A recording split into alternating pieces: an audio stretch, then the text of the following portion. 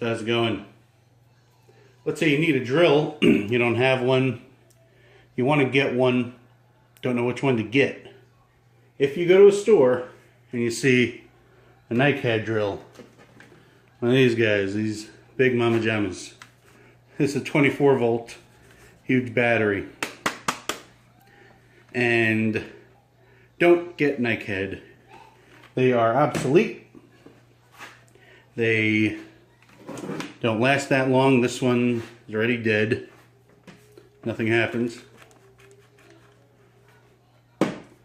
And batteries are real hard to find. Battery for one of those is, best I found, 45 bucks on eBay. That's also if you buy the cells and redo it yourself for decent cells. So don't even bother. Your next option is something like a 12 volt lithium battery. They're small, light. They don't have as much power as the next level up. So if you are, if you rent an apartment, small apartment, something like that, and that's all you're going to use it for, like picture hanging, things like that, maybe a little bit of screw driving, then go for it. That's fine. That's all you need. But if you're, even if you rent an apartment, but if you're a homeowner and you want to do stuff around the house, start looking at the 20 volt drills. Now this is a small 20 volt. I only got this one because it's the 650 RPMs. But I only got that one because the whole kit was 25 bucks. Came with the battery because I have a bunch of other 20 volt power tools. Yeah, something like that. You know, larger. This one is up to 800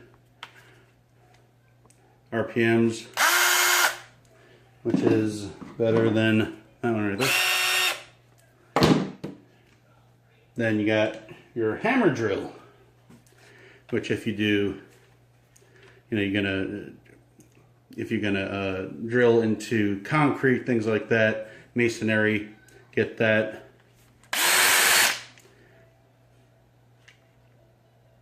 Which is pretty nice. Now that one right here is 1500 RPMs,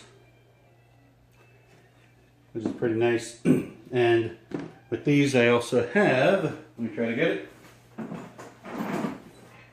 an impact attachment with the matrix drills. You might want an impact driver if you're a homeowner, because it really helps with driving in screws. And you might want to consider a corded drill, like one of these. This one was on clearance years and years ago. I did not have a corded drill. All I had was that thing, that NiCad one, and it was dying. So it was on clearance, decided to get it because I needed something. Instead of spending almost 50 bucks on a battery, that was like clearance 20 bucks. But anyway, that's pretty nice. But you might want to stay away from the clearance drills because they do not have torque adjustment like all the other ones here do, and this corded one does all the way down. It has less of a chance of stripping a screw. So those are your options, and I'm going to bring it over, test some of these out. First I'm going to start with 12 volt, show you what kind of power it has. Now these are self-tapping screws. See the self-tap right there?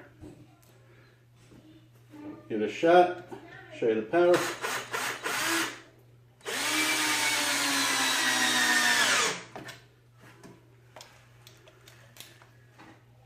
Do 3 each.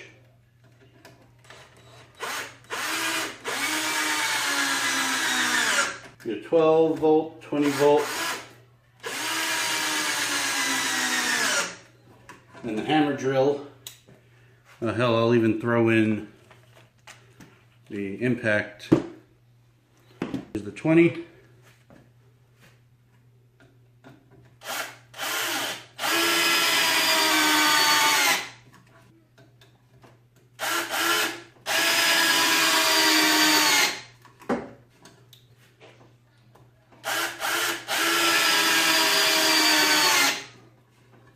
Volt does pretty well.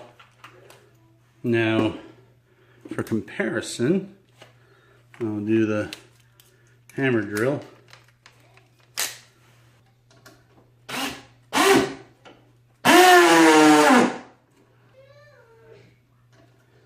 You'd use this mostly for masonry.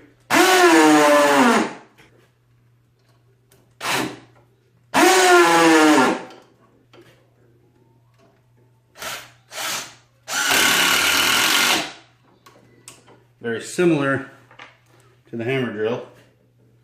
The effect on wood anyway. And if you have been around a mechanic shop, you'll recognize that hammering sound.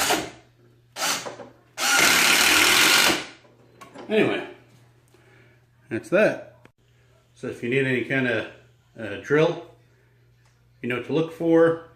Most people just jump to the 20 volt max, though they're 20 volt max, which means they're 18 volt in reality. But people usually jump to the bigger battery, lasts longer, more power. That one's lighter, but if you just do a few things around the house, the larger battery won't matter. You're not going to be using it all day anyway. I would suggest just getting a larger battery. It is a little heavier, of course, almost twice the weight, but when you're doing some work all day, sometimes it doesn't matter. Like with me, it doesn't matter. Depends on your strength, if it matters or not. But no, I suggest 20 volt over 12, because I had the 12 volt for a while. Like I said, I put together that swing set, and the whole time I wished I had a 20 volt. So, learn from my mistake. But thanks for watching. Like, subscribe, and all that jazz.